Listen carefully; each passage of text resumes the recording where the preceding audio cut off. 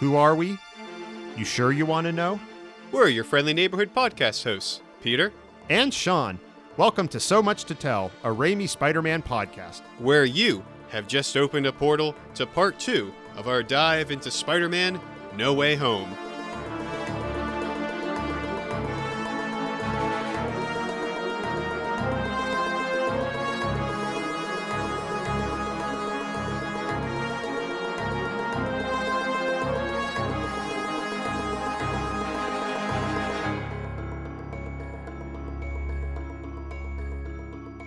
Welcome back to So Much to Tell, and we are excited to get underway here with part 2 of our discussion on the recent blockbuster film, Spider-Man No Way Home. Yeah. The last episode we started out, we covered quite a bit of ground, focused a lot on the Green Goblin in particular, a little bit about our old pal Flint Marko Sandman, and we're going to be picking up right where we left off here. Just a slight spoiler warning because, usually on this show we're talking about Spider-Man films from the 2000s, but in this episode, we're talking about a film that's several decades more recent. So, this episode, we're going to talk timeline shenanigans, say hello, Peter, to the original cinematic web-slinger, Tobey Maguire, who proves he can still sling with the best of them. But our first order of business this episode is to talk Ock. Doc Ock, that is. Dr. Otto Octavius, to which everyone laughs. What are the odds? What are the odds? What are the odds? Guy named Otto Octavius winds up with 8 limbs. Everyone laughs at him in this world, too. Poor guy. Yeah, it's such a crazy crossroads, a crazy crossover of all of these different stories, and it's a real treat to see that play out on the screen. It's super cool, for one thing, to see Ock's mechanical arms fighting Peter's mechanical arms, but Ock's arms then integrate that Stark nanotechnology, which, I have to wonder, like, what sort of, like, what, now, how does that make sense, Yeah. Like, it's crazy to see, but, like, I suppose on the one hand, Or I think the one tentacle. you're right, yes, thank you. On the one tentacle, I think back to Dr. Norman Osborn's paper on nanotechnology, as we hear about in the first movie, and on the other tentacle, I think of Otto's fusion presentation, where he mentions the nanowires in the arms feeding directly into cerebellum. So, maybe that nanotechnology that Norman wrote a paper on was part of this research into Otto's arms. And so, like, maybe there's more nanotechnology incorporated in those arms than we previously thought. So it would stand to reason then that Otto has a pretty decent working understanding of nanotechnology, at least. I mean, how could you not, developing a microchip that goes directly into your nervous system? I mean, right. Yeah, I'm sure Otto understand, or at least he thought he understood all of it very well. Although clearly, the arms ended up controlling him, not the other way around. Yeah, he did program them to be homicidal maniacs, which is a little bit of a surprise, but every scientist has their quirks. That's something you hear a lot about these days. At what point does AI start to turn evil or bad, or go off the rails in some way that the original programmers didn't intend it to? That's true. Yeah, Doc Ock is just a Black Mirror episode waiting to happen. But now, still with these tentacles, I have to say, like, it's almost shocking how easily they're adapted. Mm-hmm. So on the other tentacle, then, I sort of have to chalk that up to Tony Stark's nanotech just being so remarkably hyper adaptive. Yeah. We see it in the movies, like when one part is exposed, the other, nanobots like fly in to recreate whatever part of the suit is needed, or so, like, they're like wildly adaptable. And I suppose we can sort of relate that to this too. Like, the combination of them being so incredible and adaptive, along with the nanotechnology already in Otto's tentacles, plus I would think just like the incredible amount of control, like the subliminal mental control that Otto has over his arms, probably all just kind of comes together to, like, just so seamlessly blend this together. I'm sure he just has to, like, think or even just, like, feel, a command to the arms, and it's like, okay, yep, I'll bond with these weird Stark nanobots. Sure thing, boss. But I don't know, just what a crazy, what an amazing cool development to see, to like welcome this Raimi character into the MCU by like almost like a literal embrace, with these new arms wrapping themselves around him. And then what like a crazy simple but just like brilliant cool idea for Peter to like be able to defeat Doc Ock by like pairing with the arms then. Now that the nanotechnology was on both, you can pair with it and then control them once they had incorporated the Stark tech. Yeah. Awesome. Just from the jump as the franchises crossover here, really cool way to combine all of that. Just blow those two worlds together.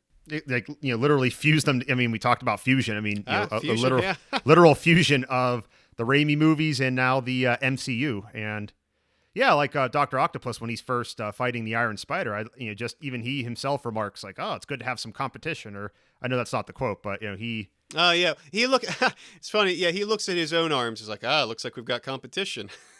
Well, and again, it's just one of the favorite things for me about these movies is just seeing the fish. It's the fish out of water setup. You're seeing somebody taken out of their world, put into a completely new one, and the drama comes from how do they react to the change? How do they react to their new surroundings? And I'm sure, Doc Ock, he was expecting to fight Spider-Man, but he wasn't expecting a Spider-Man that had his own additional appendages. Nanotechnology. So, you've outdone yourself, Peter. Like, when did he think Peter was going to be able to make that? Like, how did he think Peter was going to have the technology, that capability of nanotechnology? Yeah, because when we last left off, I mean, he probably thought of Peter as like this kind of lazy, lackluster student. Like, yeah, he's got some smarts, but he doesn't apply himself. He doesn't try hard enough. It's interesting to see Otto like being sort of opportunistic that way. Like, okay, I got some nanotechnology in this suit here. I'll take that. Thank you. Thinking he's going to use that to his advantage. But one of the most notable things about Doc Ock in Spider-Man 2 is his heroic redemption at the end too. That's something a lot of people point to of what makes this such a great superhero film. And we get to see that side of Otto here, and pretty quickly too. I mean, before we really get to see it in any of the other villains. So I was really happy to see that because, I mean, Otto is just such a, I don't know, congenial character. I love the scene in Spider-Man 2 when he and Peter are just sort of, sitting down to lunch, sitting down to tea and, just sort of talking and joking and having this great meeting of the minds. And so I was glad that we got to really sort of get to see more of that here. Yeah, that dynamic, yes, between Otto and Tobey Maguire's Peter Parker. And I think about it like in Spider-Man 2, Peter deactivates the arms very crudely. Like it's not really like I don't know if it was a completely thought out maneuver here, but he basically just like hands Doc Ock a fork and has him stick a tentacle in the electrical socket. The lights on the tentacles, they sort of like flicker and they fade a little bit. They flicker in and out. Well, and that's one of the ways that we, the audience, can tell that whether or not the arms are in control. Because when the lights within the tentacles are red, they're in control and they're evil. But when they become white, that means that Otto's in control. And so we sort of see them flickering back and forth between these colors here as Peter sort of makes his appeal to Otto. And so like he kind of like manages to like slip into like right in a moment when Otto is detached from the arms, just briefly to sort of speak to him. And then soon enough, like the arms take control again and Otto is like, I won't. And, grabs Peter with his tentacle. And so they're in control again. But like in that moment, Peter's had like just enough to be able to get through to Otto unencumbered by the arms. Like Otto is still being controlled by the arms when Peter is talking to him and he's, Otto's arms around Peter's neck. And he overcomes it. He overcomes it through sheer force of will at that point. It's right. And that's amazing. Yeah. And that's such a cool moment that he actually like fights back against the arms. No, listen to me. Yeah. And so like that, I mean, that's an especially powerful moment, I think. Oh, absolutely. We don't quite get the same sort of arc for Otto here. He's sort of like forcibly removed from the control of the arms. So it's maybe a little bit less of like an emotional arc for him, but it's certainly a big moment for Peter. This is like the first person we see him cure. And I think it is like sort of like a very touching moment when Otto wakes up again and he's just like, it's so quiet. I almost forgot what it was like. The voices in my head, they're gone. And that's sort of like a really moving moment. It's sort of like a heartbreaking moment too. Yeah. When like, then you see just like how lost he was with those arms controlling him. And then immediately he's like, I'm so grateful. How can I help? And I love seeing that from Otto. Well, it's like he was never, unlike Norman, we talked a lot about Norman Osborn and his personality and how that affected, when the Green Goblin was in control. Was it always there? Was it just amplifying traits that Norman already carried with him? With Otto, it's kind of different. I mean, it's similar but different in that, like, I don't think Otto Octavius, I mean, yeah, he was, I would say when we meet him in Spider-Man 2, yeah, he's maybe a bit arrogant, or I don't know if arrogant's the right word. He's certainly very... I think he is. I think he has a little bit of a prideful streak to him. He does. I mean, it's not huge, but well, like, no, I think... He definitely does, actually, because he even says, like, his hubris is what killed Rosie. I mean, he admits it at the end of the movie that, he was a little bit cocky, a little bit overconfident. And I think we have a little bit of that sort of, like an Icarus illusion in that famous moment where he's like, we see the sun reflected in his eyes as the power of the sun in the palm of my hand. And we sort of get that same sort of idea of like flying too close to the sun. Yeah. I have this power. I've done it. And he wants to do it for a very altruistic reason, of course. Yeah. But like, I think part of that gets to him. It's like, yeah, he has pride. I think that's his fatal, his flaw. It's his pride. It's his ego. But he's also not just pursuing power. Unlike Norman, he's not pursuing power for power's sake. He's pursuing it, like you said, for altruistic purposes. He wants to give free energy to the world. I mean, he wants sustainable, clean energy, so it's definitely to solve one of the world's biggest problems. He's not a defense contractor that is in the business of making weapons to, harm, kill other people. He's quite the opposite. He's trying to make gadgets and equipment that can save lives, that can save the planet. So a little bit different, but all the same, his personality does have its flaws. And, so I think it makes that redemptive moment at the end of that movie, Spider-Man 2, all the more powerful when he is able to redeem himself and recognize that it was his hubris that ultimately led to the destruction and to the devastation that we witnessed. And then similarly here, I mean, we get to see that side of him again, that side of him that wants to help, that wants the best for people. He's immediately like, what can I do to help you, Peter? Yeah. How can I offer my expertise? And like, when he talks to Norman, he's like, aren't you excited, Norman? No more darker half, like he's thrilled to be freed of it. Of course, then soon enough, all heck breaks loose and, he's, Electro blasts him out a window. And so he goes on the run to sort of recuperate. But then he comes back in the big fight to help Peter. Like, he didn't have to. Yeah. That was just a pure heroic moment on his part. Similar to, when he takes it upon himself to sacrifice himself for, the lives of many, to stop his invention, to destroy his own invention. He, again, takes on this heroic moment of swooping in, using sort of his like poor acting skills. He's like, leave them. They're mine. And like, it's interesting. I'm always interested by like when an actor acts acting. You know what I mean? Yeah. It's like, I think you can tell sort of in that moment, like Otto sounds like very kind of like hollow and stiff. Like you can tell like he doesn't mean it. And so it's just interesting because obviously Alfred Molina, he's a great actor. And so it's interesting to see him acting.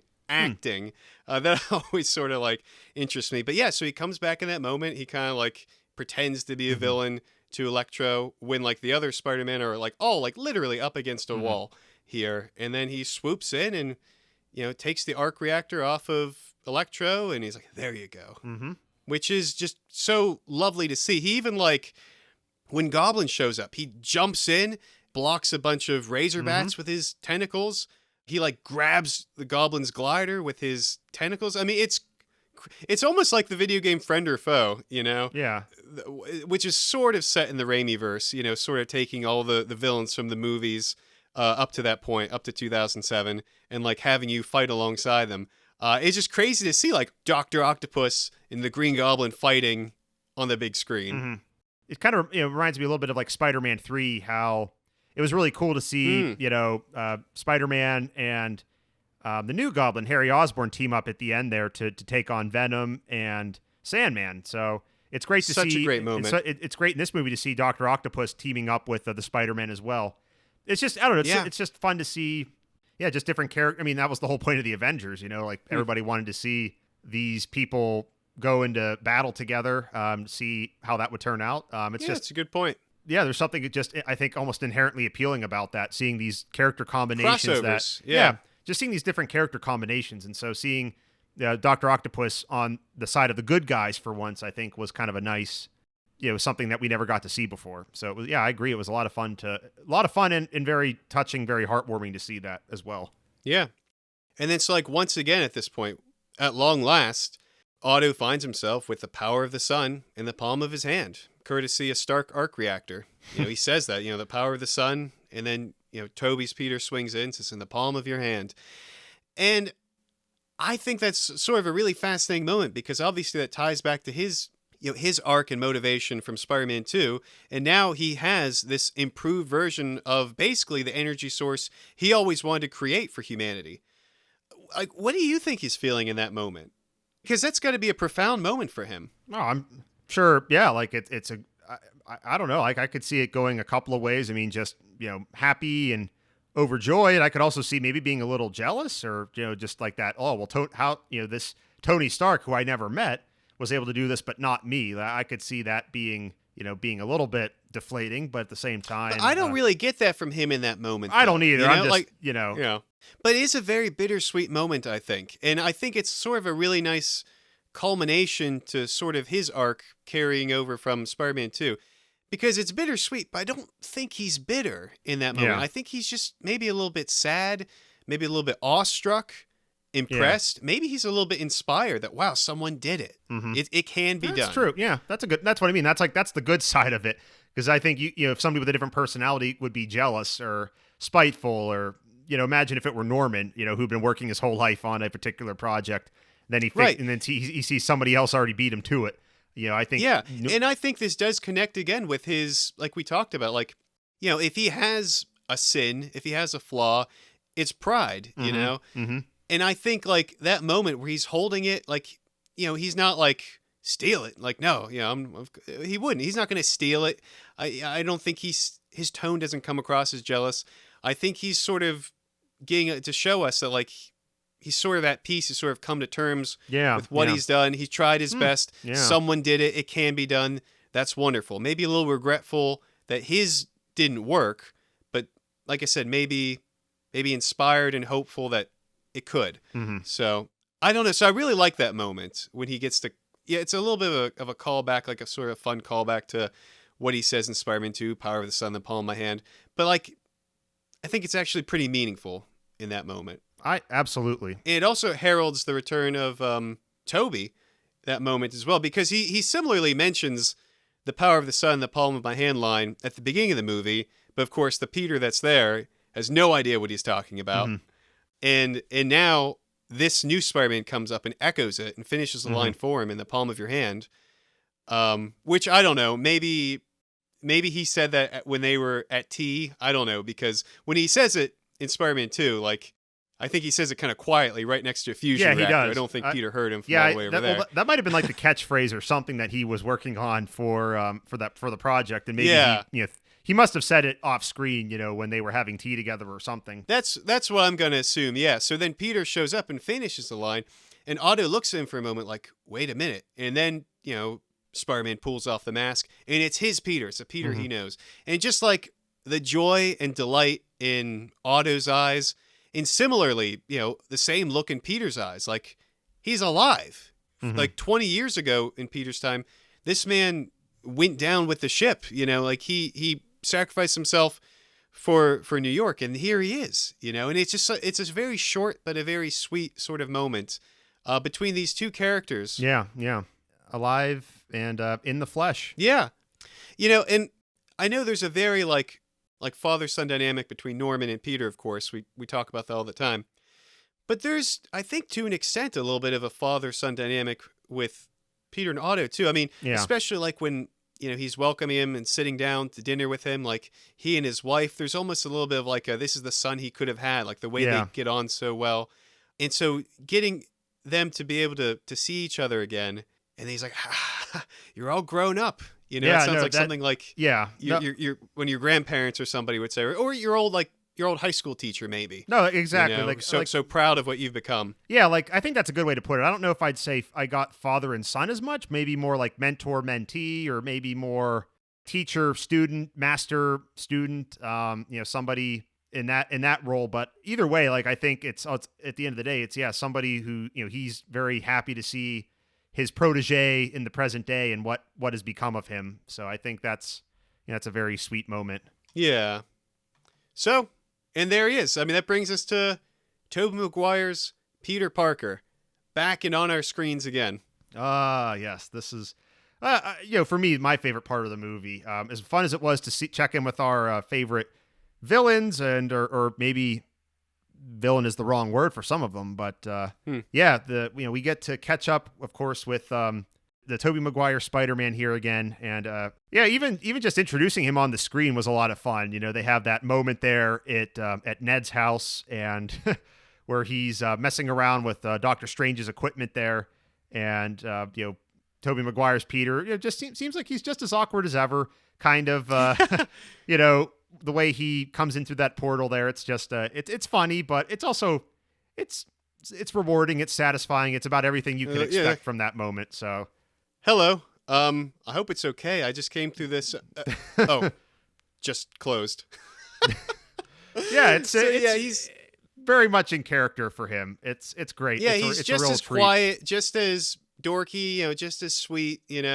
I think maybe a little bit more like confident in a sense in himself. Yeah.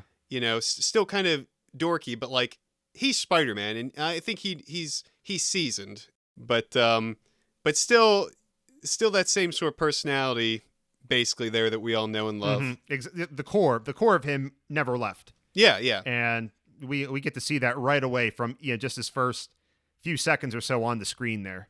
And it's really nice to see too that he's still like on his game. Yeah. Like from the jump. He is still Spider-Man. And you can compare to another great character from another great movie, Peter B. Parker from Into the Spider-Verse. I was literally just about to say that.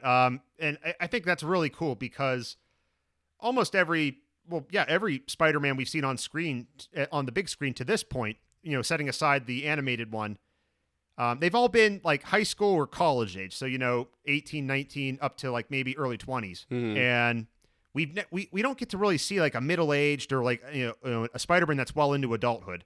So I think that's really cool here that we get to see Spider-Man, assuming that his character is keeping with the same age as Tobey Maguire in real life. And he is, I think, 46. Yeah. He was 46 when this movie came out. And that's somebody that's, getting close to 50.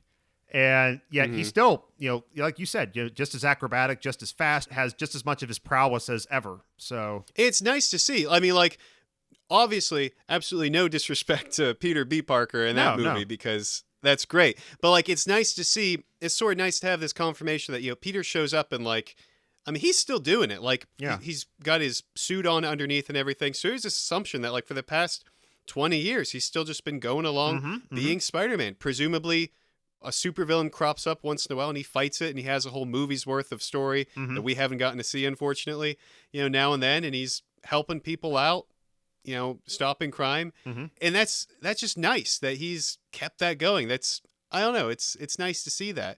And just what a cool moment when Andrew shows up. Yeah. And they both sort of get this weird feeling about each other and they have this like flip and Toby manages to like web Andrew like right on the web shooter. And even Andrew like has to respect that. Like, huh. Well, it's like I think I mentioned this in the last episode. And I think, that in that moment with Andrew Garfield, you see him, he's having this moment where he realizes like, oh, this guy gets it. He's just like me. He understands what it's like to have these abilities that nobody else does. Yeah. Again, I think I mentioned in the last episode, like about U.S. presidents, I think, or war veterans as examples of sometimes there's just only certain people you can have that camaraderie with. As much as other people might try to understand what your experience is, they never will. Yeah. And it's really cool. It's always cool to see that happen on the screen. So like, it's really cool to see at Ned's house there, you see, the Andrew Garfield Spider-Man and the Tobey Maguire Spider-Man just kind of, after initially they're kind of, they have that little bit of a web shooting battle, but they kind of come to this quick understanding of like, oh, okay, he's me, but just in an alternate universe. And they, reach that understanding, and they kind of form that friendship, right from the get-go there. This brotherhood forms really quickly. And I will say, Tobey Maguire, like, really takes being in another universe in stride. Yeah. Probably better than most of us would. I mean, most of us would be freaking out in that sort of scenario, but I'm sure. he just, like, because we sort of get to see Andrew, like, he's sort of figured it out. Like, he's been wandering around for like a day when he walks through the portal, and he sort of gets confirmation from them that, like, yeah, I'm not the Spider-Man you know of, because obviously, like, both of these Spider-Mans are seeing the news, or seeing Jameson talking about what's going on. So they're aware, and they're both like kind of trying to figure out, okay, how can I help? Which I love. I love that they fall into this universe and they're like, okay, we have to help this kid. Because of course, they're Spider-Man. It's what they do.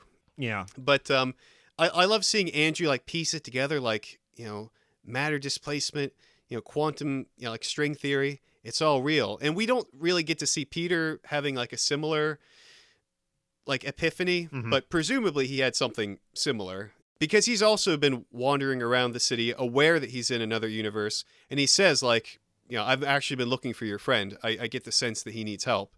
To which Andrew says, our help, and he's like, yeah, which I love. He comes this universe.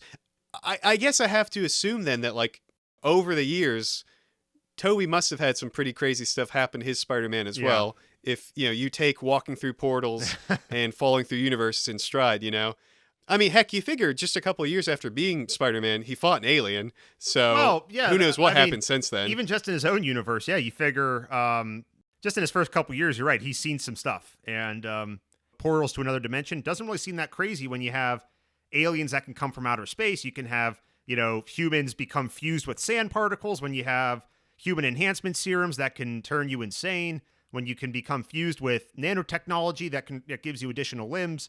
So nothing is shocking. Yeah. Exactly. And even that similar banter when they're talking about their villains, and Andrew mentions, like, yeah, Max Dillon, great guy until he fell into a vat of eels one day.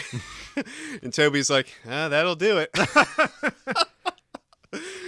So, I know. I just love hearing them just so casually, so flippantly comment on these things that in any other time or setting would be just beyond remarkable. But he just, that's an average Tuesday for us, oh yeah, some guy falls into a vat of, genetically enhanced eels, or somebody becomes ensconced in alien symbiote, right? That's your run of the mill. That's what you sign up for when you're Spider-Man. Yeah. I do find it interesting, though, that, like, Tobey in this movie acknowledges, oh, yeah, I felt like a black alien goo from outer space once. Because I kind of feel like in Spider-Man 3, it doesn't, like, really sink into him when Connors tells him, I think this fell from a meteor. I don't think it really sinks to him that, like, he's messing with an alien on him. I think he's kind of, like, so overwhelmed by the influence of the symbiote. Well, at that moment, like, he's also kind of craving cookies. So, his mind is maybe that's not... true, too. He's not really paying attention when Dr. Connors is trying to explain, what this thing is. He's kind of... Obviously, you can tell his attention's a little... he's a little distracted. He's a little bit focused on other things. Well, and he is just so, like, arrogant and sort of out of it under the influence of the symbiote that, like, it just really doesn't, like, connect with him. But it is interesting to sort of hear that, like, yeah, there was probably a day some point after Spider-Man 3 where he sat down and was like, dang, I was wearing an alien from outer space. Yeah. There's life in space. And all that sort of, like, that's true, sinks in with him. So it's sort of interesting to hear him, like, actually acknowledge, like, yeah, I that was an alien, wasn't it? Yeah, that's a good point. But I guess as far as, like, adventures go, we can probably assume that Tobey hasn't been to space, because he was pretty shocked to hear that Tom had been to space. Yeah. It's like, oh, I'm still sort of on the thing that, like, you went to space. Yeah. So it's kind of cool to see that even for somebody who's been through as many crazy adventures as the Tobey Maguire Spider-Man, there are still things that even he finds, like, kind of incredible. Yeah. Or, something else, to use his own phrase. So, yeah, that's kind of cool to see him have, like, that little moment of childlike wonder, like, wow, you went to space, like that's so cool. Mm-hmm. And it's interesting to hear him a little bit older, a little bit wiser, a little bit more confident, a little bit more sure of himself, a little bit more even keeled. He's just not quite as given to mood swings or dramatic changes of his mood. He's a little bit more steady, for lack of a better word. And it's kind of interesting to hear him reflect on his his adventures from days gone by with that different, with that more mature perspective. Yeah, he does seem like this like fulfilled version of Spider-Man, like almost this like as ideal of a Spider-Man as you can get. When Peter of this universe is going through his darkest moment, and they're all sort of commiserating on the rooftop of the school. It's the Toby Peter that sort of mentions like, I went through a similar darkness. It took me a long time to learn to get through that darkness, which I think sort of encapsulates, that night that we saw in Spider-Man 1, where like he says, I went after the man that I thought killed my uncle. I wanted him dead. I got what I wanted, and it didn't help, So he encapsulates that. And I think even when he says working through the darkness, I think that certainly must expand to Spider-Man 3 as well, when he sort of has to relitigate and relive that all over again. And certainly he went through a lot of darkness in Spider-Man 3. But it's nice to hear him say that, like, it took him a long time, but he got through it. Yeah. He's through the darkness now. That's the old, isn't there an old saying like the only way out of the forest is through it? Isn't that a saying? It sounds like a saying. Yeah, I'm pretty sure I've heard that somewhere. The only way, maybe is that from a movie or? But anyway, So like the only way out of the darkness is just to go through it, which is what what he did. And he's through it now. And so we see this Peter that's like just at the beginning of his, his worst day of his life. And he's at the beginning of his Spider-Man journey. And then we see this other Peter that has gone through a lot of darkness, the loss of Uncle Ben, the loss of Gwen, and he's still in it. In fact, he's sort of succumbing to it, he tells us. He's kind of stopped pulling his punches. He's getting a little darker. And then we have this older Peter who he's gone through it, and he's sort of fulfilled. He's like the ideal Spider-Man. He's sort of like the ultimate form of Spider-Man, like the uber Spider-Mensch, if you will.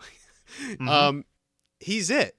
I like the way they sort of use that in this movie. I love seeing them come together, all these different people at like a different point in their paths. And it's just special, tapping into what you've said about the only people that can really understand in this sort of like support group are those that have gone through something so similar, because they're not clones or anything, No, they're not. They're obviously not like the same they're sort different, of person. different personalities, different experiences, but similar enough that, they can relate, they can bond over it. They can bond over, especially I think what really opens up Tom Holland's Spider-Man to them. Because initially, after Aunt May dies, he's on the roof of the school, and he's obviously very upset. And the other two Spider-Men come up, and Tom Holland is about to say, "Don't tell me you understand what I'm going through," because you don't. But then, as it turns out, they do. Yeah, they both lost one of their essentially parental figures, or Gwen Stacy. They've lost people close to them through their own, in some part due to their own actions or inactions. And, I think that's the moment that Tom Holland his Spider-Man starts to open up a little bit, to feel a little bit more comfortable around them. He starts to bond with them a little bit more once he realizes they do understand. They do know what I'm going through. And that brings them all closer together, which is really nice to see. And I know Andrew Garfield has sort of spoken to that moment that what a profound spiritual journey all of this would be, to sort of find people like you who aren't you, but are so close to you and so close to like what you have gone through. Yeah. And sort of like suggesting that there's some sort of like a grand order to the cosmos here, that like you're part of a calling, and you can sort of commiserate and support each other. And I just having Tobey Maguire, apart from, of course, like being the, in a meta sense, like the one that started it all in cinema, it's nice to have him come in and sort of be that mature, ideal Spider-Man that they're working toward. Although, granted, like I said, I'd say he's like as ideal as a Spider-Man can get. But I think like one of the core things about being Spider-Man is sort of like, when Otto asks him later, how have you been? And he repeats his line from Spider-Man 2, try to do better. It's a great callback, it's a lovely moment. Yeah. And Otto probably even like remembers him saying that not too long ago in that moment. But so using that phrase, I mean, I think that kind of, for me anyway, sort of gets to like a core of Spider-Man. I think part of being a Spider-Man, a spider person, is that like you always know that you can do better. You know, like you try to do as much as you can do, be the best you can be, Mm-hmm. but by the vocation of your call, there's always just so much for you to handle and to reach out to, and you're just constantly trying to do better. Mm-hmm. You're such a good person that you know that there's always more you can do and there's always a better way you can do it, and you sort of recognize that. Like the Mm-hmm. way Peter says it in No Way Home, I feel like he sort of like recognizes it's just the way it is. Trying to do better as Mm-hmm. always. And so like that's it. Like he's still trying to do better as Mm-hmm. always, but he's the peak of what you want to achieve Yeah. as Spider-Man, or so that's my interpretation of what I see on What's the that screen phrase from like the Greeks, like the golden mean? It's like that perfect here. balance. You know, I think Yes, he's reached it. The Uber Spider-Mensch. but it's not always easy. It's not easy at all, actually, because you know, moving on to the other big question about what has he been up to, or how are things different now than where we left off in Spider-Man 3? Mary Jane, his relationship with Mary Jane Watson, not Michelle Jones Watson, but you know, what's that relationship like these days? How are things going there? And Peter, you know, he says you know, that it's difficult and it's complicated, but they're making it work. You know, they don't really give us a lot more detail than that, so I guess we have to sort of, you know, fill in the blanks a little bit with our imaginations. But I obviously, where we left off in Spider-Man 3, they were. It was kind of in a similar state. It was difficult, complicated. They were trying to make it work, but they'd obviously been through quite a bit. And I have to imagine that, you know, 15 years later, you know, there are just things that you never really can totally get closure on, like, you know, losing their best friend, Harry. I mean, that has to, Yeah. you know, that's just something that you never really fully move on from. You kind of live with it a little bit more, or, you know, it gets a little bit easier, maybe, but it never fully goes away. And I have to imagine Well, that. it is interesting to hear that he says, you know, when he's asked by Ned, like, do you have a best friend? You know, he says, I had a best friend, you know, it Yeah. sort of suggests that he never really had another relationship that sort of took that place of that sort of brotherhood that they had shared previously. Yeah. It's very lonely being Spider-Man, I think. Yeah, Even more yeah. so when you think about it, it's like they lost out on years of friendship because of everything. And he certainly lives with that regret. Exactly. Peter I mentions think- in this movie, too, when they ask him about creating cures for these villains, he does mention, I think I can probably come up with an anti-serum for Dr. Osborn. I've been thinking about it for a long time, you know, so that's always sort of haunted him, and he's sort of pondered, what could I have done better? Yeah. If only I had the opportunity to do something to change it. And here he sort of does, in a sense, you know, to maybe sort of help these people and, you know, by extension, maybe prevent any more harm from coming to this Peter or anyone else that these villains would want to hurt. Yeah. Well, we've been talking a lot about things that are sad and tragic, but you know what I hope is not tragic is how I do at our trivia game, because it is time for Brilliant or Lazy.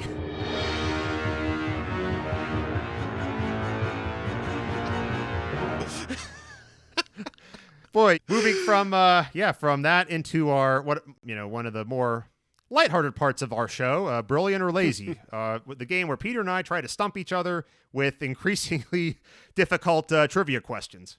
We try. Always trying to do better. Always trying to come up with a harder one. Exactly. So, Peter, I know I got to open the show here today, so why don't you take the first question here and try to stump me at our game here? Okie doke, Sean. Well, today I've got a question for you about recollection. Can you recall for me the order in which the villains of this film are redeemed? Neutralized, as it were, at least. Well, obviously, Dr. Octopus was first. Okay. I thought I'd trick you up on that one because it doesn't happen in the finale, but okay. Yeah, Right. well, no, that's like he's the very first one that gets redeemed. Then I would say Sandman, and then Green Goblin. Oh, sorry, Sean. Can you include the Andrew Garfield villains as well? Okay. Okay. So Doc Ock. Then I'm trying to remember. Like we had Electro. Did we? We didn't have. Oh. Then Lizard. Then Electro, Sandman, and then Green Goblin. I don't think that's right, but that's what I'm going with. Okay. Well, you're definitely right about the order about the Raimi ones, Mhm. but it was actually Flint Marker was the first one to be healed of his ailment In the in the finale. finale. Okay. Yeah, Toby takes care of that, and then Otto comes in, is actually the one that cures Max Electro. Hmm. Andrew cures the lizard, and then of Okay. course Norman swoops in at the end, Okay. and Tom jabs it into his neck and destroys the goblin once and for all. Okay. So part brilliant for getting all the Raimi ones right, and we are a Raimi Spider-Man podcast, so however you want to count that. Yeah. Huh. Interesting twist. My question is a little bit, I'd say a little bit more straightforward, but I'm curious to see if you get it right. Okay, me too. So, when we first see, Andrew Garfield and Tobey Maguire come back, we're at Ned's house. What language is Ned speaking at his house there? So obviously Ned's they're grandma's house. Yeah, at his grandma's I house. I wasn't sure if it was his mom or grandma, but either way, what language are they speaking with one another? Jeez. Golly, jeez. You're exposing my insular nature to the world, in my ignorance to the world around me.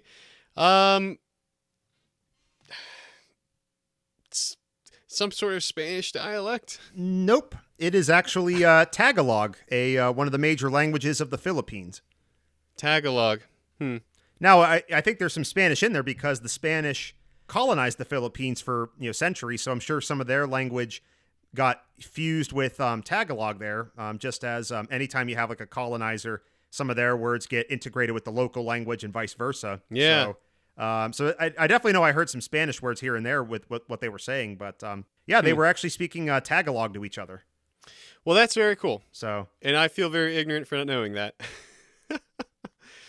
I took Spanish in school, but that's about that and Latin. That's about the extent of. Anglophones like us are we're very privileged because most other countries learn our language, not the other way around. So.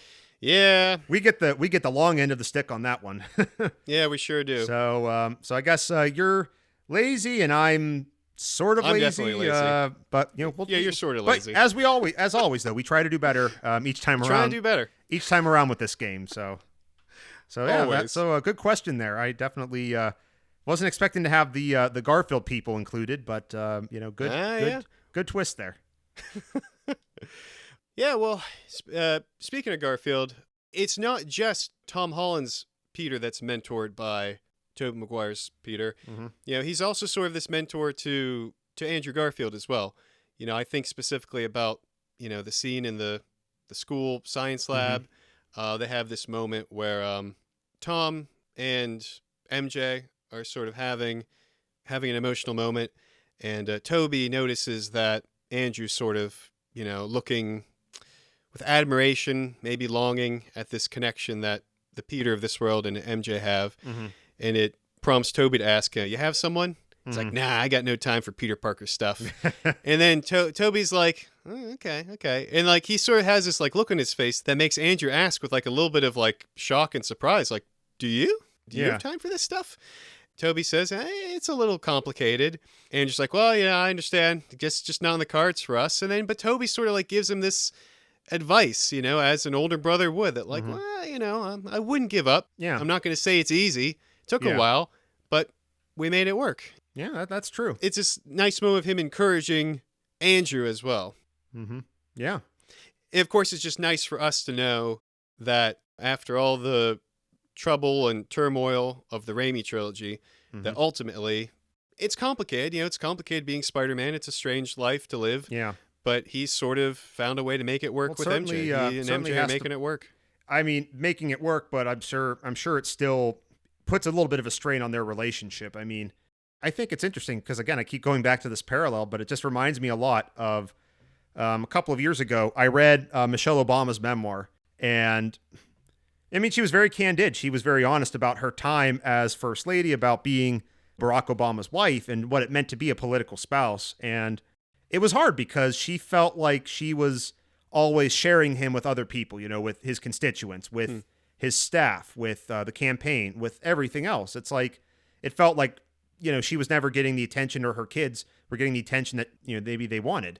And And I feel like it has to be a similar thing where it's like MJ maybe feels like, she probably has this feeling sometimes like he's always focused on helping the people of New York, but what about me? Am I, being given as much priority as I should be? And I think that's like just one of those things that, no matter, maybe as you get older, it gets easier to deal with it or you figure things out, but it never fully goes away. And that's kind of the impression I got from reading Michelle Obama's memoir, that it's like it got more manageable as they got older, but it was never fully resolved, because even when he was president, there were plenty of times where she wrote where she just regretted that was their life. She wished that they weren't in the public eye. She wished that things were different. So it was very interesting. And I have to imagine for Peter and MJ, it's kind of a similar thing at times where it's like, yeah, maybe there are times that she's really proud of him and she's really excited and happy that she gets to be the only person that is that knows him like this. But at the same time, there probably has to be a side of her that wishes he was just a normal guy and that they didn't have that additional burden imposed on them. So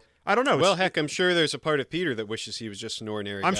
I'm sure there is too, but there is also something that keeps him, coming back to that. And I think, again, Barack Obama, same thing. It was like he could have stepped away from politics and just been a normal guy working at a law firm or something, but something called to him. And likewise with Peter, something calls to him. Yeah. And I'm not trying to make a political stance one way or another with any of this. It's just, I find it just an interesting parallel to the unique pressure that I think the partners in these relationships have.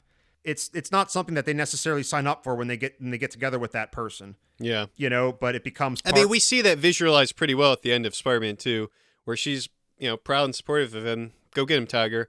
But then, he swings off and she's just stuck there alone. And yeah, it's got to be hard. It's not an easy life. It's got to be hard. And I'm sure it takes a lot of effort and a lot of understanding. And, it kind of makes me think of a moment later on in No Way Home when there's a great moment where, he's talking to Andrew and Andrew's like, I'm lame. He's like, you are not lame. Let's work on this self-talk a little bit. You're amazing. Can you say that? Can you say you're amazing? And it's a great meta joke. It's a great meta compliment to Andrew Garfield as an actor and as a Spider-Man and toward his films, which is really nice to see coming from, Tobey Maguire. But I think, in like a character sense, sort of like how we talked about the way that, there's sort of a joke wrapped around this, him talking about Harry. He says it heartbreaking, and that's true. It's kind of funny the way it's delivered, but there's a truth to it in the character. Kind of similar to that. That's sort of an example of like the empathy and support that Peter like probably should have like been helping MJ with in Spider-Man 3, instead of like the horse thing, for instance. Yeah. but to me, that sort of says that like after all these years, maybe through this relationship with MJ, he has sort of learned to like say like, hey, hold on. You're talking yourself down a little bit. Let's try to like really appreciate yourself here for a moment.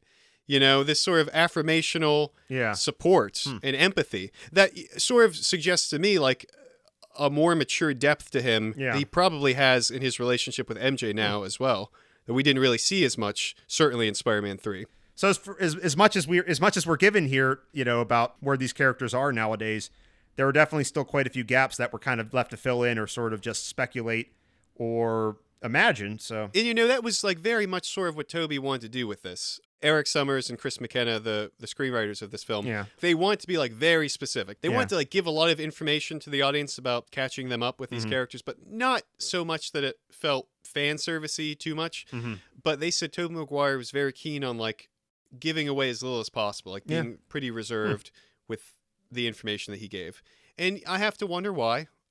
Does he want to keep the door open? I hope so. Oh, maybe to really explore that later. That's a good point. But or maybe just because it's one of those things where maybe they think it's more fun for us fans to kind of imagine, like we have our own headcanon for what for where these characters are, and it's kind of like this way we get to check in with them, but it doesn't mess up too many things that maybe we have that we imagine. I think you're right. That could be part of it because like such a well-beloved and established character like Peter Parker, like we all sort of have an idea of what he's going to be like when he's older. And so the less they tell us, the more we're able to sort of project our own headcanon onto that. And so it can sort of make us all happy. So maybe a smart move in that capacity. There's definitely a downside to giving too much away for these characters in the present day, because it can sort of erode what positive things you carried over from the original work. And if it's something that you think like, oh well, that's ridiculous, they would never have this happen to them, it doesn't. Sure. You take away that source of controversy, you nip it in the bud. So either way, yeah, it was great to see the Tobey Maguire Spider-Man, a little bit older, a little bit wiser, be that mentor to him and kind of help him, give him some good advice and some good guidance to to the Andrew Garfield, to the younger Spider-Man, to help him work through that darkness, to help him work through the rough times and realize that things are maybe dark right now, but it won't always be dark, and you have the power to bring that light to yourself, to your life, and make things a little bit better. Yeah. And so, seeing Toby doing that for both Andrew and Tom in this movie, he really does sort of slot right into this film series, the Home trilogy, the Homecoming trilogy, as like yet another of these mentors for Peter. Like we've talked in the last episode, I think that legacy and your place in legacy and like mentorship is a big recurring idea in these films. And we see that here not only with the things we've talked about, but the Tobey Maguire Peter even gets to sort of like carry on Aunt May's through line through this film. Earlier on in the film, at Feast, when Peter encounters Norman Osborn for the first time, Aunt May sees Norman Osborn, realizes how like lost he is in his mind, how much help he needs. She suggests to Peter that it's your responsibility to help these people. And Peter says, wait, no, like this isn't my problem, which again, kind of reverberating through the cosmos, I missed the part where that's my problem. Or even like Andrew's version of that, like it's not my policy. Not quite the same ring to it, but yeah, so that sort of same idea reverberating through the cosmos, this sort of like hesitance, like, no, this isn't my problem. And Aunt May says, not your problem? And she sort of like touches his shoulders, like touches his suit, his Spider-Man suit, and says like, look around you. This is what we do. We help people. They're here in the Feast Center. We give hope to people that need hope. We give help to people that need help. And then like, of course, Peter loses her, and like all of that, all those words that she spoke to him, sort of are falling apart in his mind as the Goblin wanted to happen. Her holy moral mission, he wants to destroy all that in Peter's mind. But when it comes to creating the cures in the lab, they divvy out who's going to be curing whom. And, Toby offers to cure Norman. And, the Tom Peter Prime here is like very hesitant toward that. But Toby reminds him like, got to cure all of them, right? And Peter says, right. And then Toby says, that's what we do. So sort of like echoing those words back to him that like, this is the calling. And because Aunt May said that first, this is her philosophy. These Spider-Mans are all living that philosophy, that great power comes great responsibility philosophy. And then again, the rule of threes, as they're leaving at the end of the film, the Peter of this universe is just so effusive. He's trying to like thank them. He can't even put it into words how much he appreciates how this incredible cosmic coincidence that led to them being here and helping him through his darkest day. And he's trying to put it into words, and Toby stops him. He says, Peter, it's what we do. Yeah. And then Peter says in response, like, yeah, it's what we do.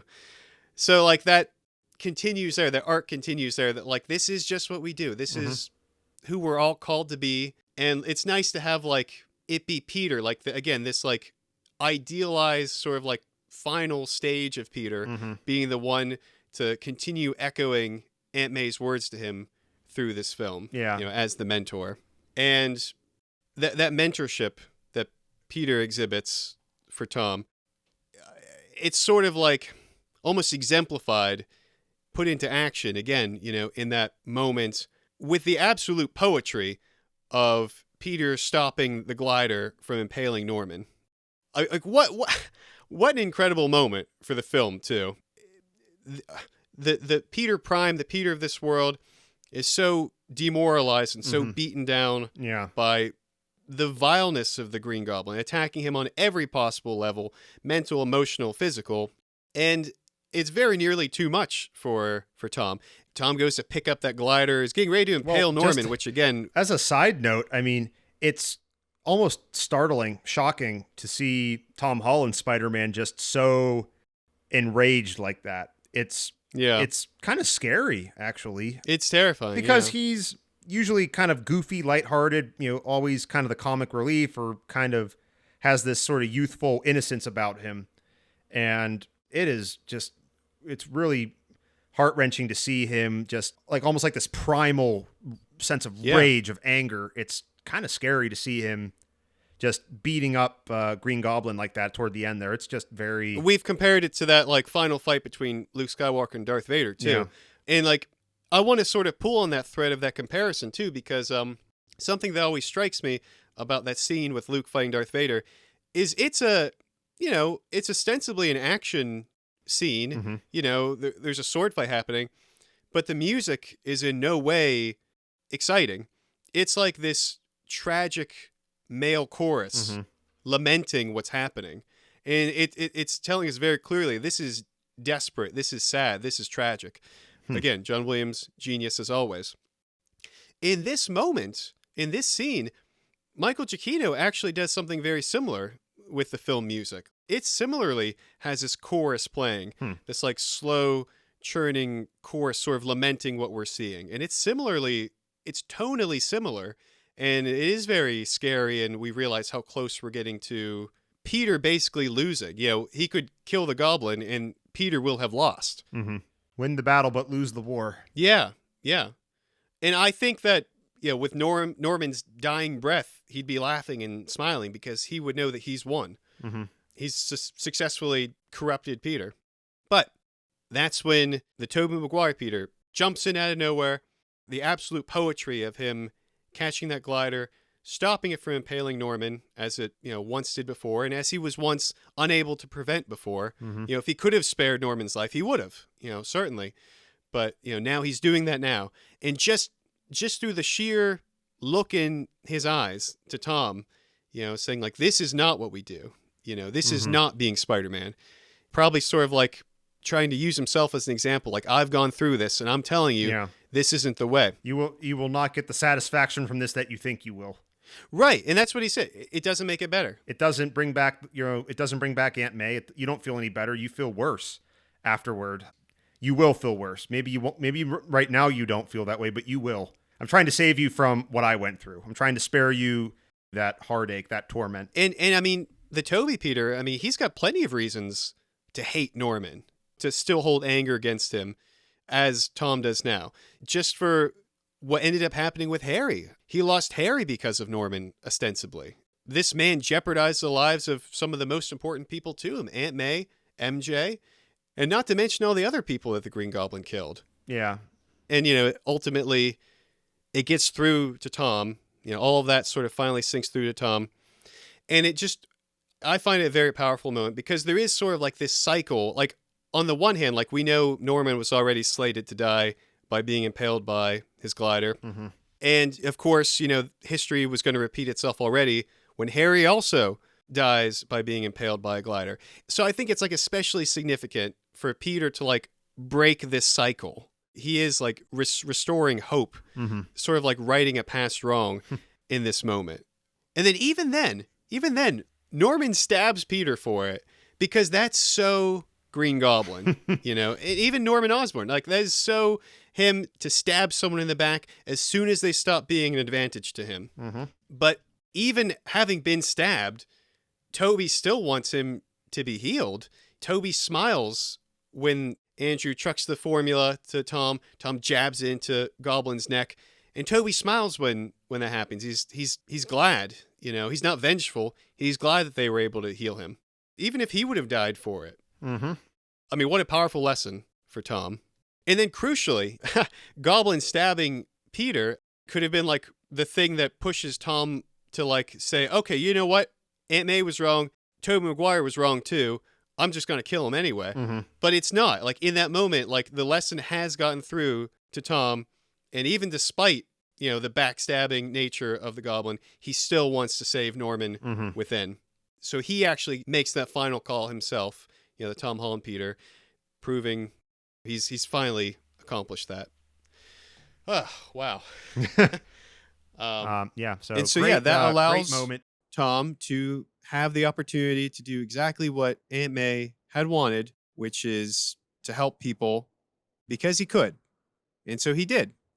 He sends all these people back to where they came from, ostensibly, but cured of their ailments, mental or physical things that are maybe holding them back from being the truest version of themselves, before the accidents that they all Mm-hmm. had. Because this film is about second chances and, passing goodness on from one person to another person. Because, when you help someone, you help everyone, as Aunt May says.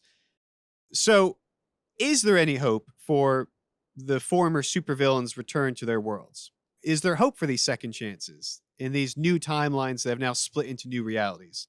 What sort of world are they returning to then? Like, what now happens when they go back to these worlds? What sort of lives do they have? And we can only speculate about that, which we will do now.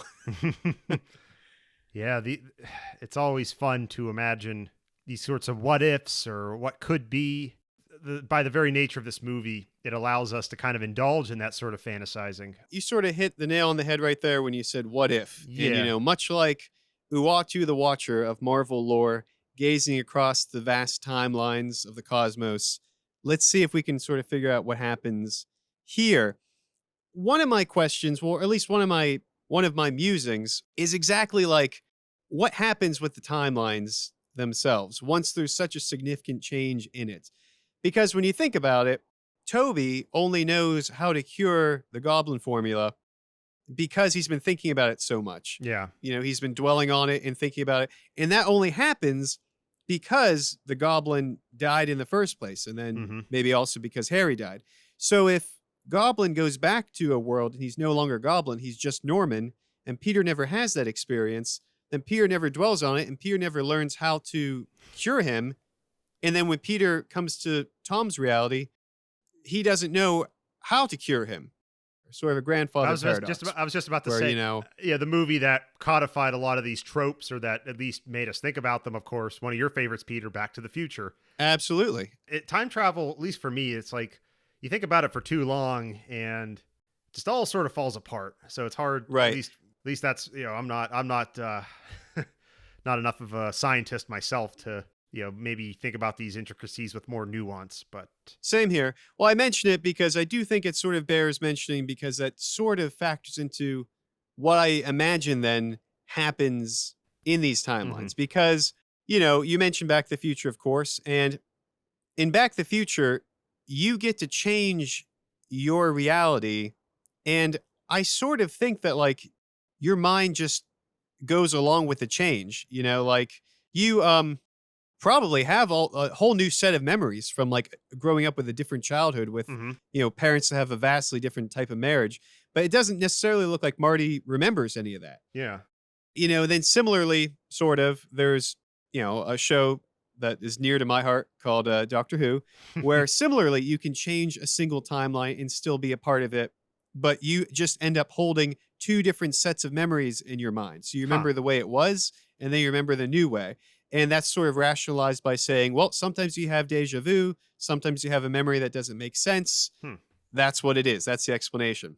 That kind of reminds me also of, just as another example, that, Rick and Morty, they have that relatively early episode in season 1 where I think it's the one where, everything gets Cronenberged is what they call it. Yeah. And, Rick and Morty, then they I know it's not technically time travel, but then they go to like an alternate dimension where they have the same memories, but their counterparts in that other dimension die in an accident. Right. And so they just take their places, and so the people that, it's weird because the people that died had the same memories as them, but they were different people nonetheless. And so it's kind of. Right. I think that's a good example, because I think you sort of hit on something there, because, the timeline in the Cronenberg universe is the same up until that moment when everything went awry. In the timeline, that one universe with Rick and Morty, it's fine up until the moment where they die. Like you said, it's the same universe, the same reality up until that one point. Yeah. And at that point, it sort of branches off and becomes something totally new.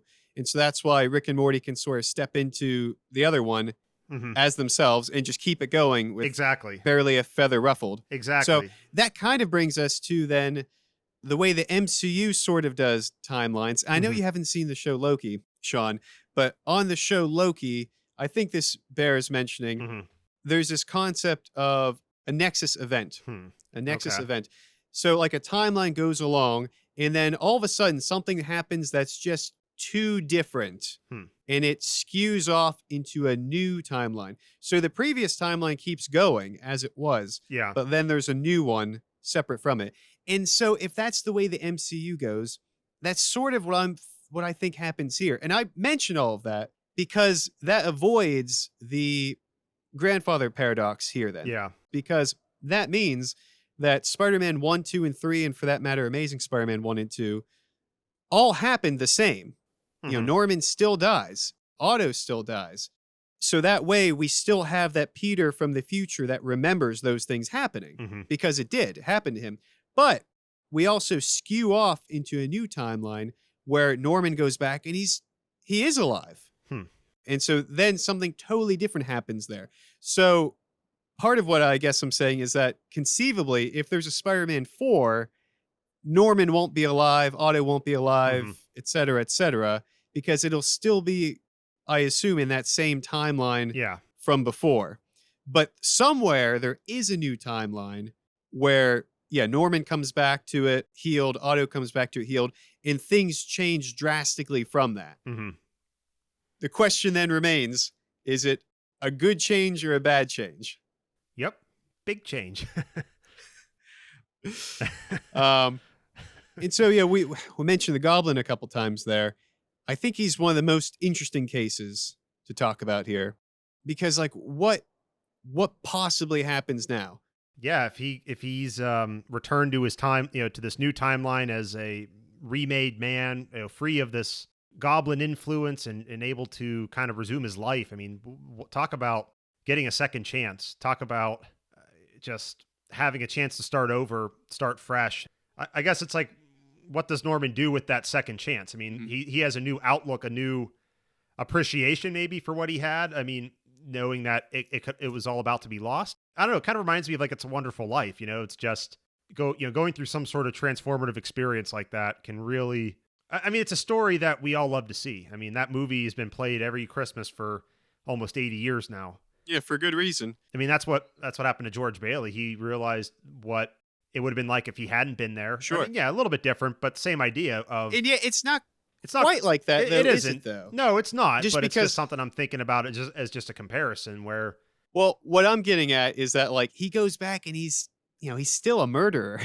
Yeah. He now has to reckon with sort of the evil things that he's done that were, in large part, some sort of extenuating circumstances beyond his normal realm of capability to deal with.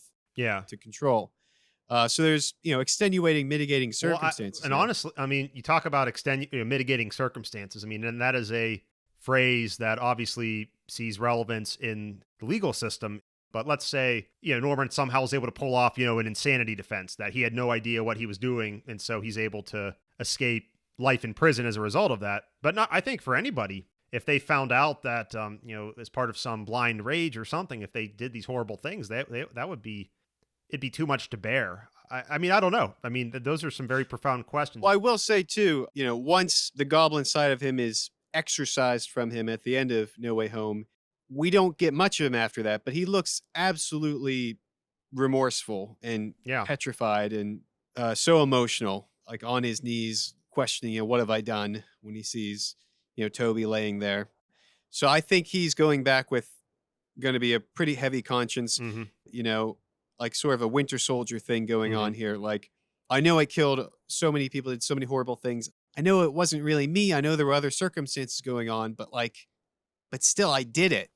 Yeah. So I mean, that's whatever his life is going to be like, it's going to be very challenging. I don't know if he turns himself in, because he still has, the Goblin could just disappear. No one would know whatever happened. Yeah. Or if he would turn himself in, I don't know. That's a good point. Well, I think we've talked about this, though. I do think that the circumstantial evidence would catch up to him. I think they would be able to figure out at some point that Norman Osborn was the guy that was in this costume. But at the same time, he would probably, again, I think he'd have a very good shot, at an insanity defense, or, he'd be able to argue that he didn't have the same culpability that you would need to find somebody guilty. Sure.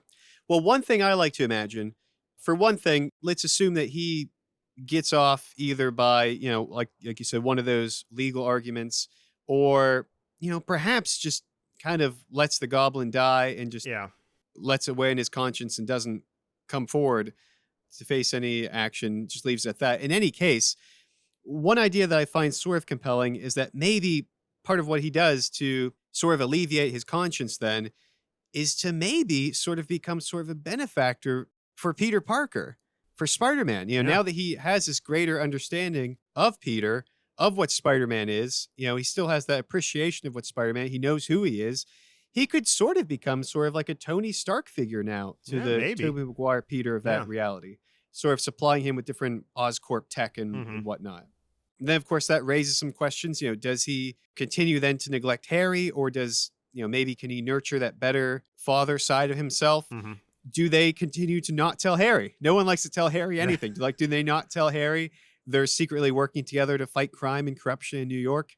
Presumably, in any case, Harry doesn't become the new Goblin. Yeah. So he doesn't die. None of that happens.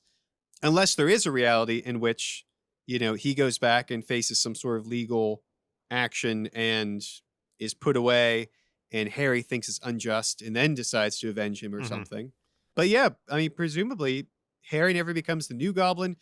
For all we know, maybe MJ really just becomes so fed up with Peter in his symbioted out form that she just really breaks up with him Yeah. at the end of Spider-Man 3. Or heck, maybe since they're so close friends, Harry is a bigger help in helping Peter get through that dark time of the symbiote.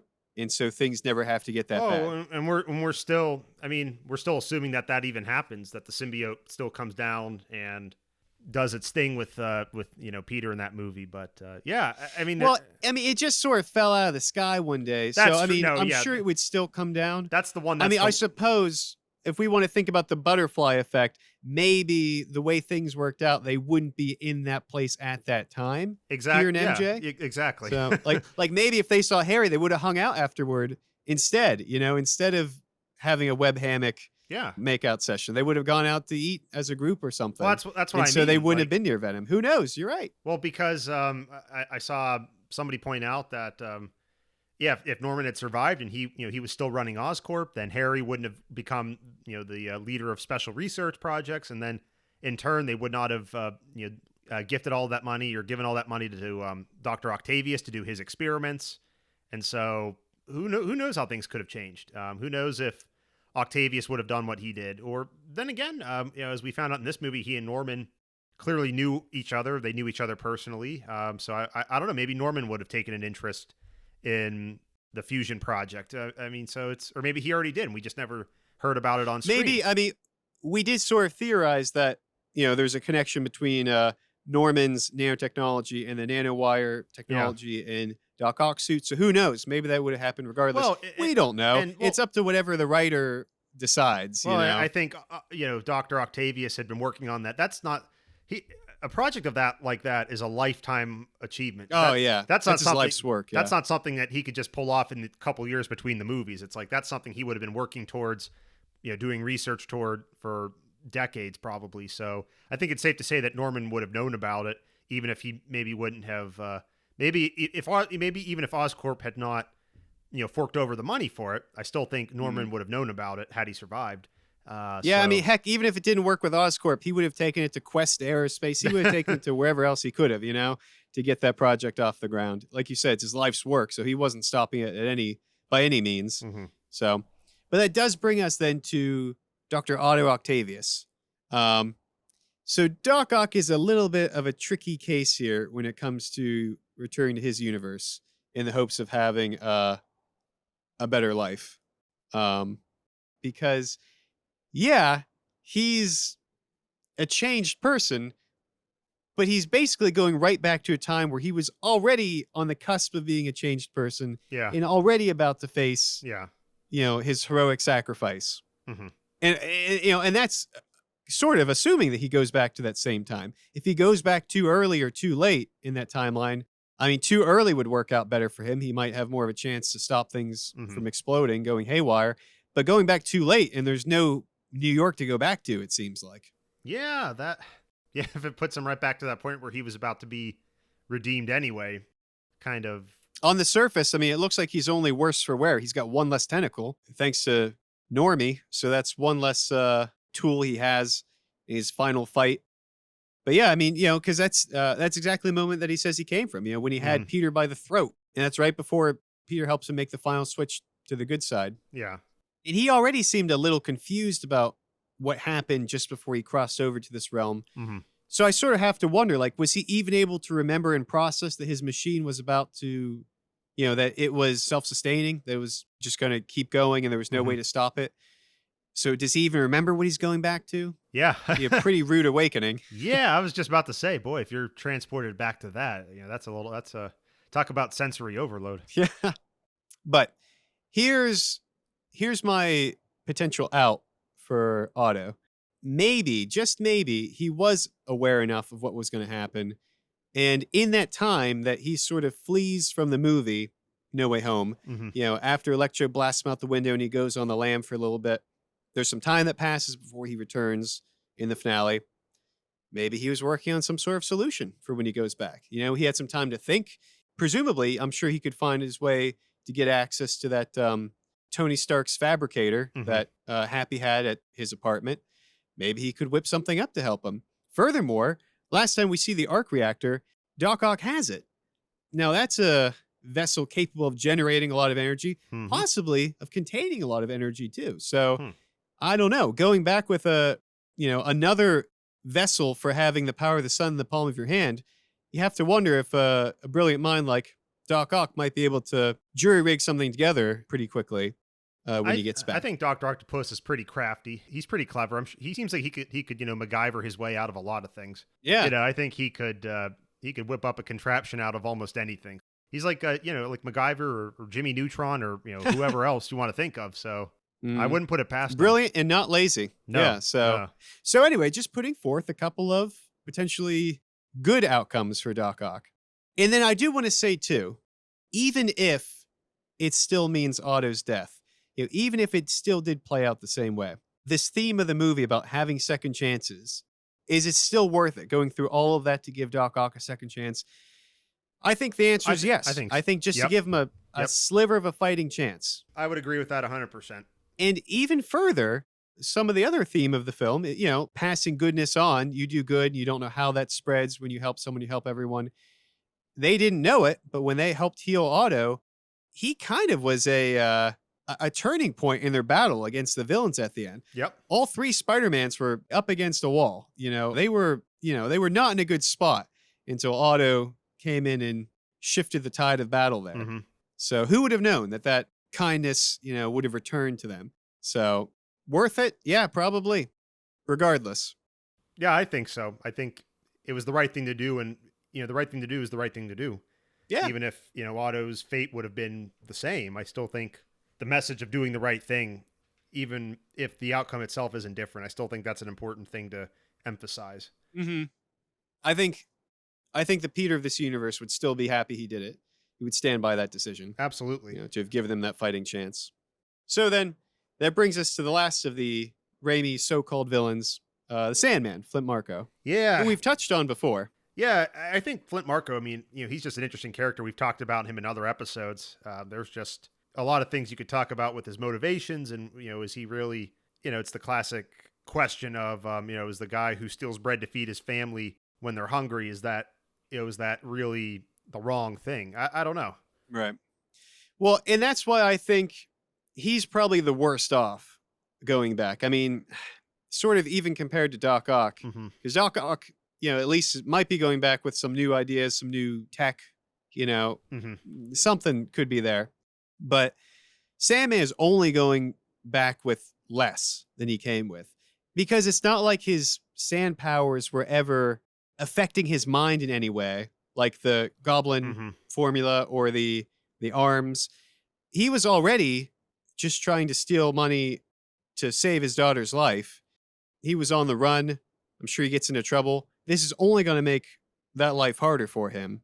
Now, I'm not saying, this is the best, that's the best way of doing things either. Yeah. But he seems to have, I know once a person sort of falls to a certain level of society, it's kind of hard to find your way back out. He doesn't want to just get thrown back in jail. What else is he going to do to help Penny? Who can help Penny at that point? We're led to believe really nobody, it seems. Well, her mother. Well, it seems like the money required for Penny is, it seems beyond the realm of what anyone can sort of hope to achieve through any sort of normal career path, a Yeah. regular career path that you might have. I mean, Flint seemed to be taking a lot of money, and we know it wasn't for himself. We Yeah. know that was all for his daughter. So there's seemed to be a significant amount that he needed here. So all I'm saying is going back now, living in the outskirts of society, Hmm. probably on the run, trying to dodge trouble as best as he can while doing what he can to help, the person in his life he loves the most. Now he's got to do that without his powers, without his offense and defense abilities that helped him so much before. Yeah. Although, anytime you're using powers like that, it attracts a lot of attention. So if you're trying to stay under the radar, having those powers can somewhat of a liability, I would say. So That's true, but it also seems like anytime anyone ever pulls a gun on him, he never has to really worry. true.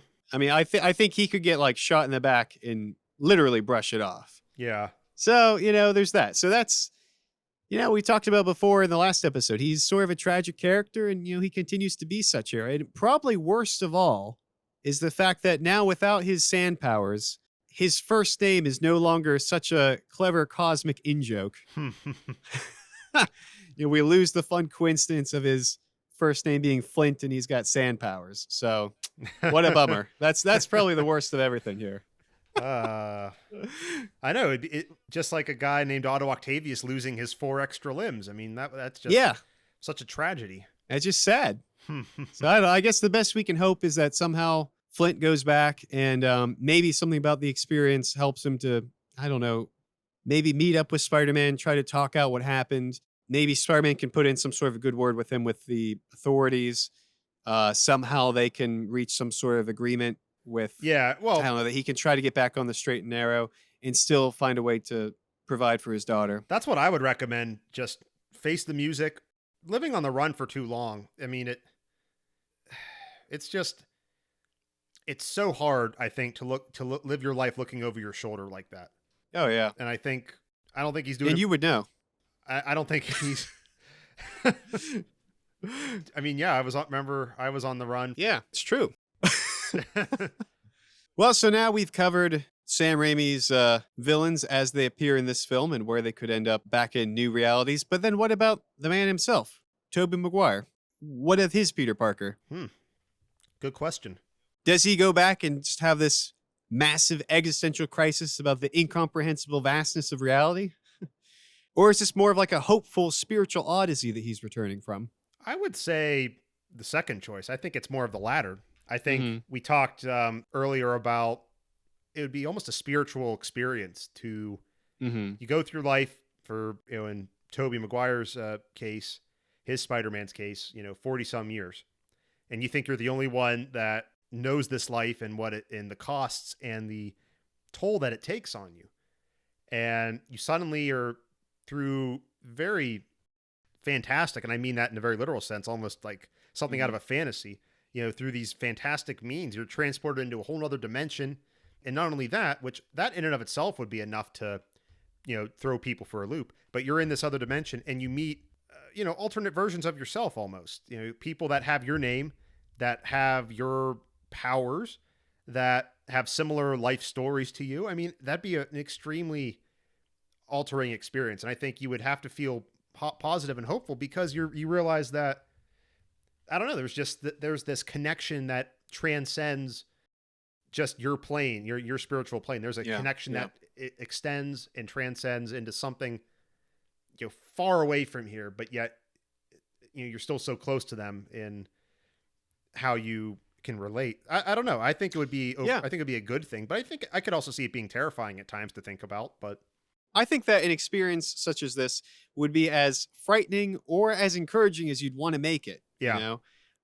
And I think to Peter, he takes it in a very meaningful way. Like you said, there's, it hints at some sort of great cosmic purpose for Peter Parker's everywhere and for the very mantle of Spider-Man. Yep. And the mantra of with great power comes great responsibility. Exactly. So, I mean, I think it's definitely like you could look at the glass half full or half empty, but I mean, he definitely seems like he's probably going back half full. And, we talked already that he sort of seems like the fulfilled version of Spider-Man, but maybe if there was anything that could sort of push him even further into like believing in his purpose and his mission and, to keep going no matter what, Mm-hmm. probably this whole experience probably gives him a new and improved, even better outlook on life Mm-hmm. than he seems to have already had. So I think this could only really improve him even further as a Spider-Man and as just a human being. Yeah, no doubt. I think, he'll carry that knowledge with him going forward. And I think that would have to give him a sense of resiliency and connection that he maybe just never had before. And maybe some sort of solace over, that somewhere out there, is Harry, somewhere out there is Mm-hmm. Norman, Otto, maybe that comforts him in some sort of way too. I would think But what so. I don't know is how he possibly explains this all to MJ. Boy. Yeah, that's. Although, again, we talked earlier just about how casually, in a way, he was talking to the other Spider-Man about. Yeah, I fought an alien and an alien symbiote at one point. Yeah. Yeah, I had a best friend who tried to kill me. So I mean, again, Peter, they've been through some crazy stuff before. It's true. Is this really going to be that much of a stretch from there? They've already been through the stuff with Dr. Osborn, and who knows what else they've encountered. Yeah, crazy stuff must happen with him all the time. So maybe it's just only a slightly more unusual Wednesday than normal. That's what I'm saying. So I honestly don't think she'd be that phased at this point after 20 years or so of this. I mean, this is just another day, another dollar for them. Yeah. Well, 20 years earlier, they both found out that, what do you know? Intelligent life exists on other planets. Oh, who knew? Mm-hmm. So this is just a couple steps farther than that. Yeah, exactly. I think she would take it in stride. I think Mary Jane, after almost 20 years of this, has probably learned to just go with it, learn to go with these fantastical happenings. Yeah, it sounds about right. Well, now, even though we've already had a 2-part dive into this realm, I want to say there's no reason not to return to this topic at some point, because no matter the universe, there is always so much to tell. But for now, it's time to play a little game. You ready, Sean? I sure am. I'm ready to teleport into the next dimension of our podcast here. And this game is called We Are Who We Choose to Be. All right. Oh, I am so ready for this. Who do we think should kick off here? I'm going to go first. I'm just going to claim that mantle. Right Take it away, buddy. All right. I wish I had an hourglass for this. Uh-oh. Because would you rather have to pick out and count every grain of sand that Sandman left on the couch in Happy's apartment, or would you I already don't like this. Or would you rather have to commute between dimensions for your job at Oscorp? And let's just say that to get between dimensions, there's a toll, and you can't pay it with Easy Pass. There's a toll, and I can't pay with Easy Pass? Yep. Just to be difficult. Let's just, this is all about sadistic choices. You have to commute between dimensions, which requires a special kind of gas. Oh, jeez. There is a toll that you can't pay with Easy Pass, and it's a 2-hour commute each way. So it's a crappy commute. But you work at Oscorp with Dr. Osborn, which is pretty cool. All the prestige that comes with that, plus the novelty that you can use of saying, I work in another dimension, and, it being totally true. Yeah, big fun at parties. Or you can pick out and count one by one every single grain of sand that was left in the couch. You say it's a 2-hour commute to another dimension? 2 hours each way. Yes, sir. What's the point of the portal, then? I don't know. I'm just saying, to get to the portal, there's a line. If you're holy cow, let's say the portal only is available at certain spots. To get to that spot, you have to drive through rush hour traffic each day. It's a pain in the butt, but sure is. You get to work in another dimension at Oscorp, and you get paid very well for it. Yeah, assuming Norman's back to his decent guy self. I know a lot of my questions revolve around dealing with the Osborns in some way, because I just. So, yeah, let's say for this question that, you do get Norman in his better state of mind as your boss, which is should be some comfort. But, well, I mean, I don't even having to leave my house to run to the store for groceries, let alone commuting to another dimension.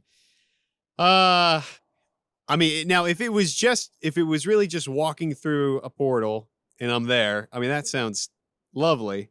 But I think as it stands, I could probably listen to some music and be done with counting the grains of sand a lot faster than it would take me to be commuting. So I think we're going to have to go with that. Okay.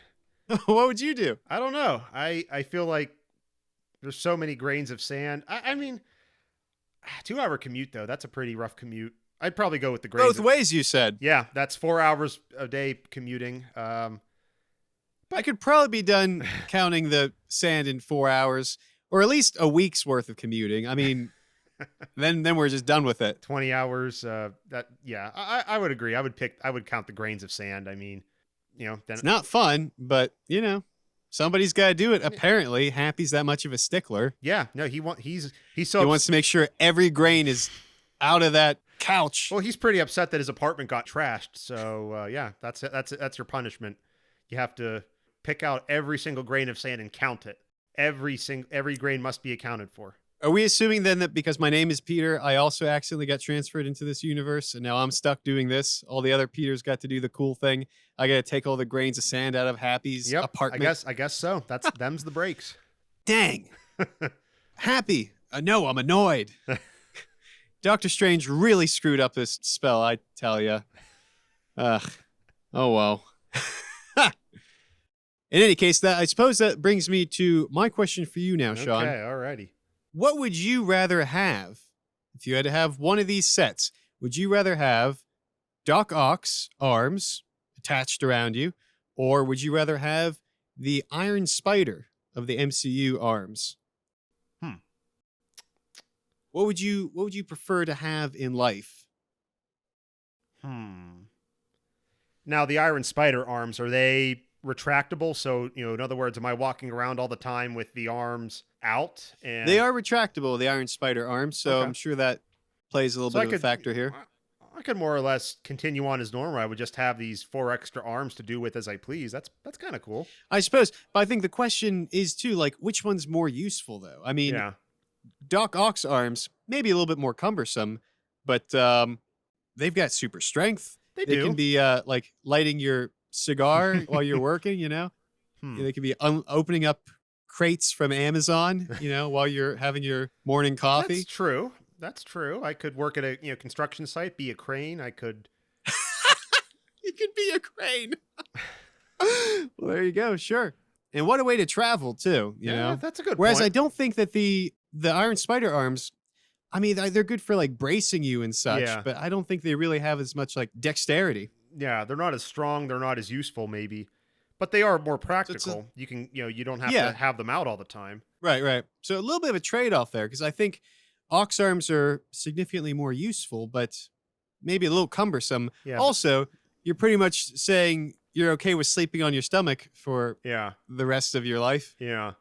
Yeah. That's the thing. It's like, how do you? Yeah, the arm. Doc Ock arms are they're cool. They're bigger. They're more menacing and more imposing. They're stronger. He was able to fight off a whole emergency room with them. Yeah. But, like you said, how do you sleep with them? Literally. Like, how do you get comfortable? Like, how do you just sit in a chair and just, relax with those arms? I mean, I don't know. That's, I'd be curious to see him try. Yeah.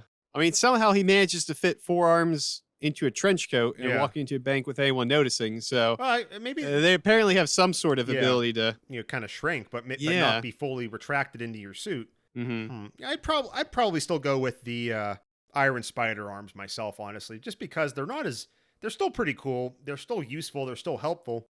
And I'm not doing that many things that require me to have 4 extra limbs that are, capable of withstanding, intense amounts of force. So I would probably go with the Iron Spider. It's still pretty cool. I still think I would get what I needed out of them, but I don't. Yeah, the retractability element is definitely preferable. That's probably the biggest hang up for me, quite honestly. It's just, like having them when you need them is really cool. Like, the Doc Ock arms, if you need them and you have them, that's great.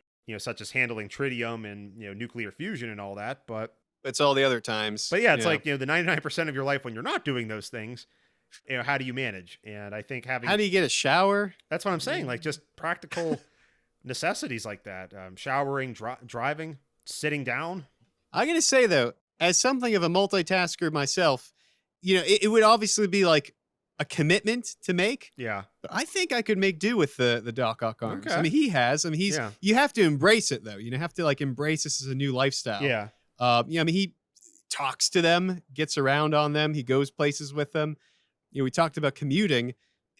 that's a heck of a way to commute. That'd be pretty interesting. Yeah, I mean, it's definitely Climb and leap from building to building. Yeah, that's true. So it's a different way of life, but just think about how much I could get done. I could cook dinner, sweep the kitchen, check underneath the stove for crumbs all at the same time, something pretty appealing about that. It's a bit of a multitasker. True. So pretty cool. Well, that they are cool. I mean, either one of them is cool, quite frankly, cooler than anything I own. That's true.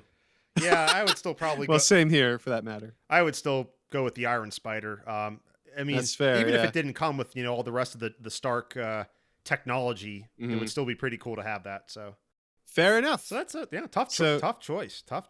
Well, that was I suppose you could say that was my impression of being an arms dealer. But and with that, I think we better wrap this up before... Call me Hemingway, because we're about to say a farewell to arms here. See, I was worried this was going to happen, so we better wrap this up before we go any further down this path. Well, we've had a heck of a time hopping through universes, but I'm going to be glad to get back to the good old Sam Raimi verse in our next episode. Yes, you could say we'll be traveling back in time to the 2000s, a time in which I am infinitely more comfortable. A lot of great memories.